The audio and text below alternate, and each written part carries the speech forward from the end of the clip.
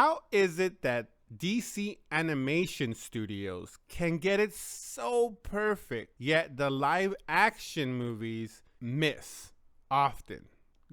Give or take the Snyder Cut, a lot of people seem to like that, but that's a rarity.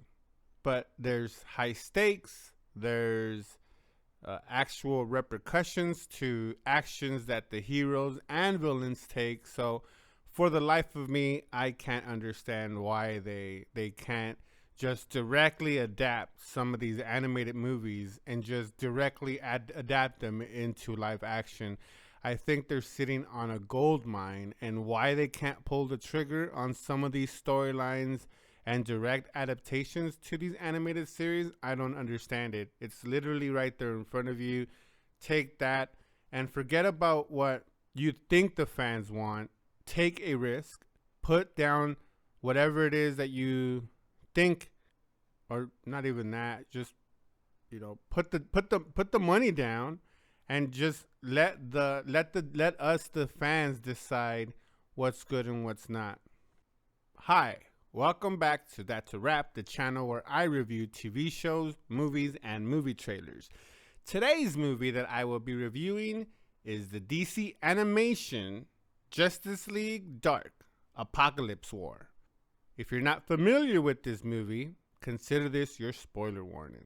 So like I said in my opening little dialogue, for the life of me, I don't understand why they can't do some of these storylines and put it on in live action. Maybe it's a money thing. Maybe it's just they don't have an interest in directly adapting some of these stories. I don't know. I wish they would tell us some answers.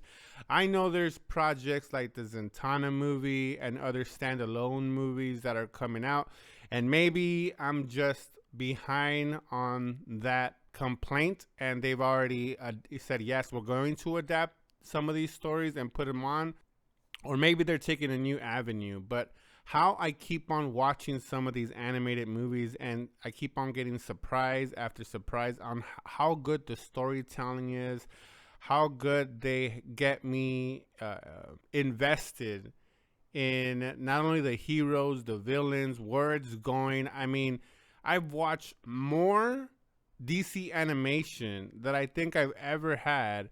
And it's not because I'm a huge fan of cartoons. It's the stories that they're telling in these cartoons and just how above and beyond it is, just even from some regular movies, let alone superhero movies that we have out there. We all know and I don't want to call them cookie cutters, but I'm going to say it for the sake of this rant that I'm doing, is that we have a cookie cutter kind of way Marvel goes about it. And we saw with WandaVision how that blew up when a studio just takes a little bit of risk and just steps out the norm and steps out of that formula that they think that, not that they think, just that they know that it works, but just doing something a little different. And look at just the fandom that it developed from that risk taking. So DC, Warner Brothers, whoever owns these properties of superheroes, just listen to your fans and take a little bit of risk. Give us some of these stories and live actions. I heard already rumors about the Flashpoint, but they're doing it on a TV series. That's not good enough. I understand it's scary to go and try something new, but for the sake of you guys, I mean, I know you guys are making movies with other properties and other movies, but you're leaving a lot of stuff on the table in an era that is, it's not, I mean, you could say it's saturated with superhero stuff, but obviously the fans don't care.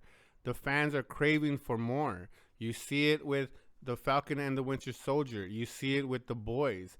You even saw it, I mean, in Netflix, you had the Thunder Force in the top 5 for almost 3 weeks. I mean, if that doesn't tell you something, I don't know what what else to tell you guys.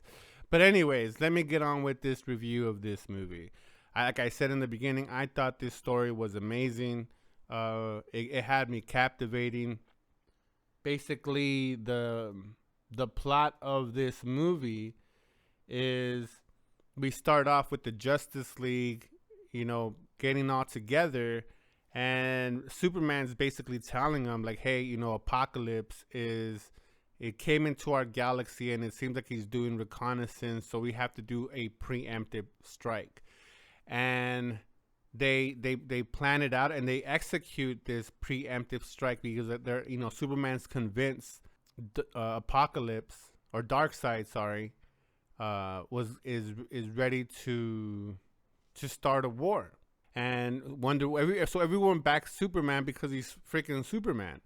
So even before the freaking credits, or the opening credits to the title of this movie, we see that the plan was completely shot.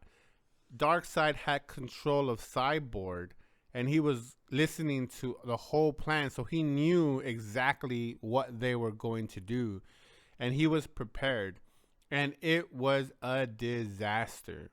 Then after that, we cut to 2 years later, and Earth is completely just being stripped of all of its resources.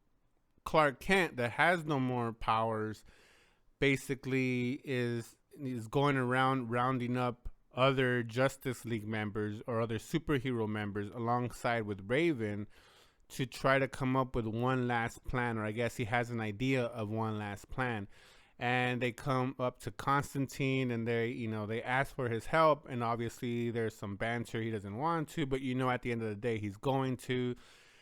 And Constantine is the first superhero to fall in the dominoes that then are going to lead to more of them joining forces with Superman and others to give it one more go ahead.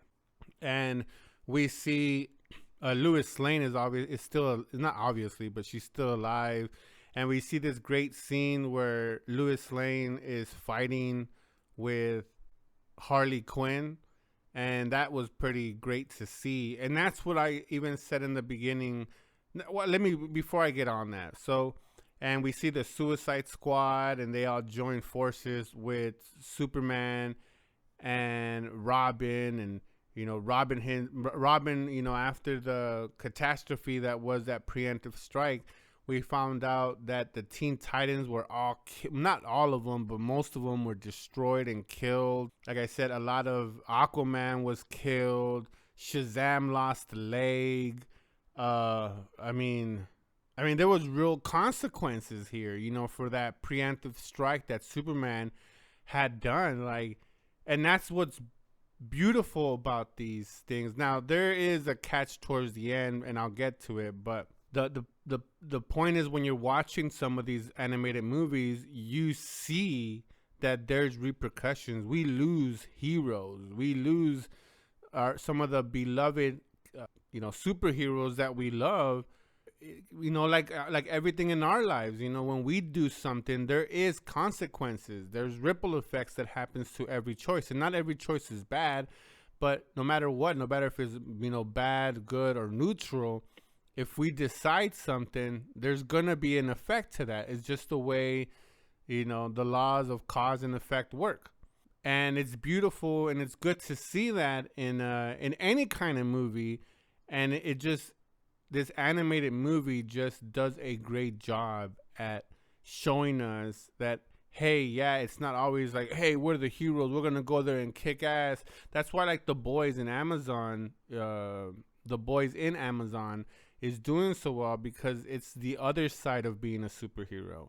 And this movie was a good example of that, as it's not all rainbows and awesome. Yeah, there's a threat and we save everybody, and we're always cheered, and we go on being the best self, I guess, if you want to call it that. There's actual things that can go wrong, and I was in awe. Like, every time I saw one of those things, I was like, oh my god. And there's another movie that I've already reviewed that had the same thing, Flashpoint. Every time I saw a superhero die, I was like, what? Like, I couldn't believe it. Like, in this one, I saw Cyborg's arm getting turned off. Like I said, Aquaman getting, destroyed. Batwoman uh, was destroyed. Super Kid was killed. Shazam killed himself. I mean, you're like, oh my god, like you feel some kind of threat. Like, oh, am I watching them lose in this fight? Like, oh wow. And so, anyways, so Robin obviously is mad because he lost his family. Darkseid took prisoners, and he took prisoners like Batman, Wonder Woman, Martian Manhunter. I can't remember her name from Aquaman. You know, in the live action, I know the girl plays her is, I thought Mira is what her name is. So he takes them, and he takes Cyborg, and we find out later in the movie he also takes the Flash, and he makes them into like his slaves or his minions. He uses Flash as like a battery or something. Actually, he uses Cyborg as like the battery or intelligence. He uses the Flash as like an energy generator, I guess. But anyways, so as back to the point that, or back to the plot, Superman is trying to get people, and then Robin reluctantly agrees to help Superman only because Raven ask him to. And like I said, we then the Suicide Squad, and they all develop a plan that Lois Lane comes up with, because there's like these three, again, I don't know what the name of them was, but they're like these three generators. They're stealing like the Earth's core, the lava, the magma, whatever you want to call it, and they're transporting it to Darkseid's planet or homeworld for, I guess, a plan for ultimate domination. So they go along and they're trying to figure out how they can destroy him, and again they come up with a plan. So they start executing this plan, and there's no matter in what movie, there's always this ex machina, this ace up their sleeve, and I don't know how I feel about that. I mean, I've grown accustomed to it now, but it's always like this cheap kind of way around or go around to some of these movies, but it is what it is. I still enjoyed them. So eventually they destroy 2 out of the 3 of these machines. I think actually they destroy all 3 of them. And Superman, Robin, who else? Like the main group make it to, and Constantine's in there, and I'll get with Constantine here in my good, bad, and the ugly. So they basically, are the main group, or the strongest group, I would say it, make it up to Apokolips. And, again, there's just so much detail, but they basically find a way to get the upper hand on Darkseid. And at the end, they're decimated. They find out that no matter that they beat Darkseid, there was enough damage to the Earth that it's irreplaceable. And like I think Wonder Woman says, it was so much damage that it's either the rotations kind of messed up on Earth, so it's either gonna freeze to death or they're gonna burn to death. So there's really nothing more that they could do.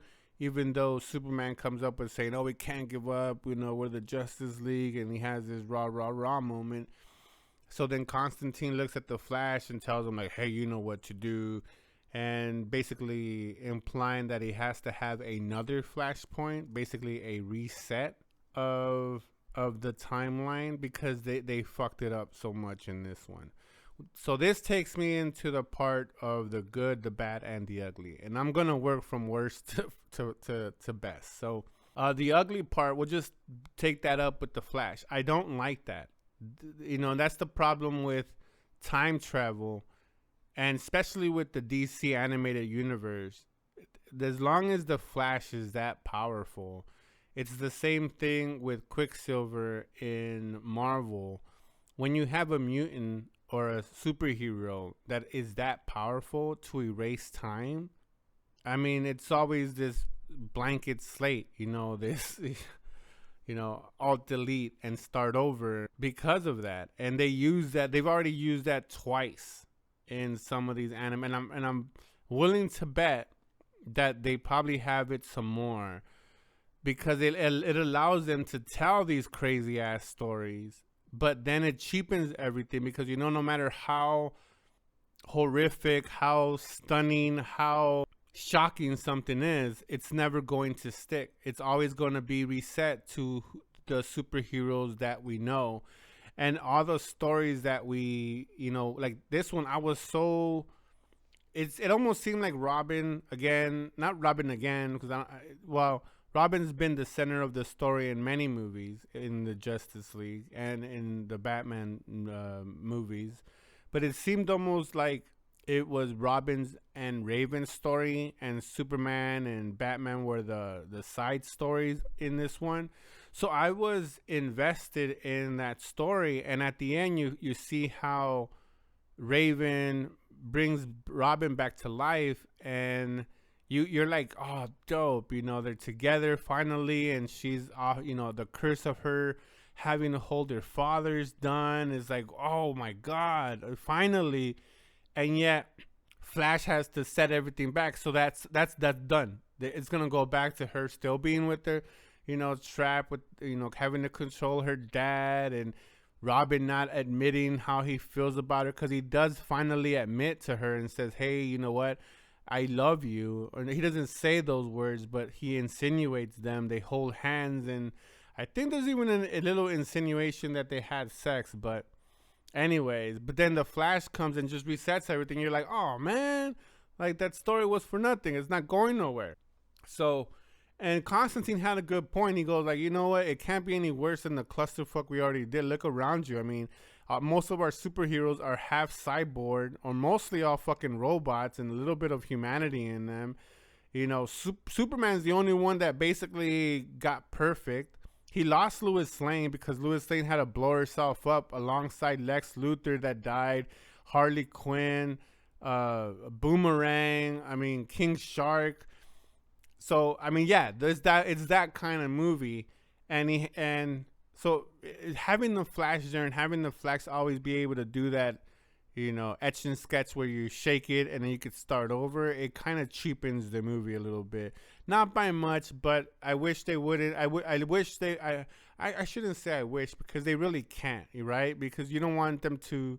You don't want to see your superheroes like that. So I understand why they have that reset button, but they overdo it, and it's what, like I started off saying, I like the fact that there's risk, there's actual gravitas to some of the actions that they do, but knowing that at the end of the day, the Flash can always reset to a point. Take that for what it's worth.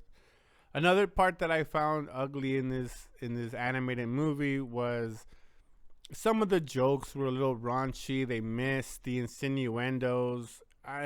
DC has to know, and I don't, I'm not a prune. I'm not this old geezer that's like, oh, you gotta be wholesome, because I understand what I'm watching, but you gotta assume that younger kids are watching this, and I know Disney's notorious for it. And when you're watching like Toy Story or Lion King or some of these other animated or even live action ones where they insinuate some adult jokes, but these aren't that much insinuated, then basically spelled out for you almost. Like I think someone over the age of 8, 9 in today's internet world could figure that out really easy. It's not subtle. It's kind of right there in your face. So it is what it is. Like when Boomerang was telling Lois Lane after she beat Harley Quinn in a boxing match or just a fight, he goes, "Oh, I'm really good down there." Like, and he looks down there to Lois Lane. I mean, it is like, again, if this was 1995, I wouldn't have a problem with it because there was no internet as far as like readily available for all of us. So you probably would have probably went over a lot of kids' head, but not anymore. So I thought some of the jokes that they did were, I don't know, like I said, ill-timed, misplaced, and just, shouldn't have been written into the script. So that takes me into the bad. I thought some of the bad, it was the voice acting and the editing in the voice acting. I don't know, again, It's hard, like I've said before, and I'm not trying to make excuses. I've said in other reviews how difficult it is to be not just an actor, a voice. You know, an actor's hard enough, but voice acting too, to try to bring out these emotions and feelings just from not actually doing it, but having them come out in a animated movie is really really hard. But this is the first time that the editing was really bad. Sometimes I understand there's, like I said, actors are like I've said before, that there's actors that record in different studios in different areas, so they can't always be in the same place. But some of the editing in this one was so sloppy, and you missed your cues, or they were just adding dialogue where it didn't need to be, and you knew that it didn't fit. But a lot of those pauses could have been shortened up to have more of a crisp feel to it. There was very like much of like, what are we gonna do, bats? Pause. Oh, we're gonna do this. Pause. Oh, what are we gonna do? Pause. Like you could have done it like more like, hey, bats, and then you jump into the other one like a real normal conversation would be, especially in some of these more dramatic scenes where there's a lot of action. There's a sense of urgency. You didn't get that sense of urgency because the speech pattern wasn't indicating that there was that urgency. And the editing, you could really see it when Batman first, when Darkseid is taking a hold of Batman and is kind of possessing him. The screamings and all that stuff didn't match to what you saw on screen, and for me it just ticks me out. Another thing that I found bad about the voice acting was whoever was voice acting Darkseid, his voice was too high. Every time he spoke throughout the whole movie, I was like, yep, that's not Darkseid. Especially now that I've seen, we've all seen Darkseid in the Snyder cut. That's a good Darkseid. This Darkseid was like, okay. And I think it was almost the same voice of the actor that was doing the Green Lantern in this movie. Like when they were in that scene, no, they were not in the scene together, but they were in the same scene. They weren't talking to each other, but I couldn't tell who was who when the Green Lantern was doing his little chant, through the darkest day and darkest night, whatever, and Darkseid was talking to Batman. I couldn't tell the difference. That was a horrible casting on Darkseid's voice. Nothing against the actor. The actor did a great line delivering those lines, but he shouldn't have been cast for Darkseid.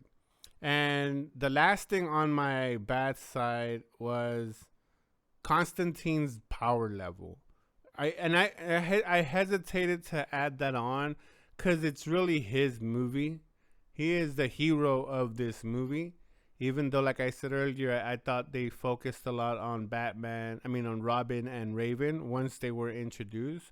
But this is literally Constantine as a superhero. But his power levels, at least in this animated movie, is so off the chart. He's smarter than Batman. He's stronger than any, villain, superhero. I get he's the master of magic and stuff like that, but his power set was so high up there that there was nothing. I was like, I never feared for him. With that being said, though, when Raven's dad finally came out and was freed, and he entered Superman's body, and I think in another animated movie he did that same thing. But anyways, he enters his body, and then Superman breaks his neck. I was like, oh, and it took me off of it. I was like, oh, he died because his power level was so high. Later on in the movie, we find it's that whole Deadpool part in Deadpool 2 where it's not, when Deadpool died, he goes up and meets his girl, but it wasn't his time yet because they needed him. She's like, oh, they need you back. Your friends still need you. Same thing in this one. So he goes to heaven. He's there with Zatanna, because that's his girl, because they both do magic. And he finally is going to be with her, but nope, it's not his time. So he gets taken back to his body to help out. But yeah, once he comes back, his power level still, at above and beyond everyone else. His smartness, his intellect or intelligence is off the chart, and he's always the one that has. He's the ex machina of everything. So it's disturbing, but I get it. It's his movie, but it's pretty bad because when you're sitting around with Superman, that should be the strongest superhero, and you have Batman that in so many movies, not only live action or even in comics and animated movies, Batman's always the smartest. You know, he's the one that outthinks everyone. He's the one that has a contingency plan for all the Justice League. He's the one that has the weapons, the know-how. He's the one that figures out everything. So to have another character, and I get it, it's a way to bring Constantine and let us fans kind of become fans of him. But yeah, his just the discrepancy in his power level is a little bit too much in here. So let's end this with the good. So I thought the good, the music again, mwah, whoever is doing the scores for this movies, for all these animated movies, hats off to you guys. You guys are definitely having that right, where it just gives it that epicness to these movies. It hits on the right cues, it hits the right marks.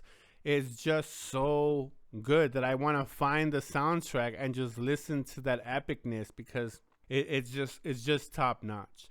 Another thing that I found great was the animation in this movie was again top notch. It was so crisp. Nothing took me off of it. I mean, obviously there's nothing's perfect, but it was so minuscule that it never once just took me out of and said, like, oh my God, like, you know, you could definitely see that. It was so minuscule, but it was so well drawn. The pacing in the animation was spot on. The explosions and all that stuff was, you know, you felt it real. The expressions in their faces, you could tell that it was either they were sad, they were happy. I mean, when Batman cried, I was like, oh damn! I think that's the first time I've ever seen Batman cry.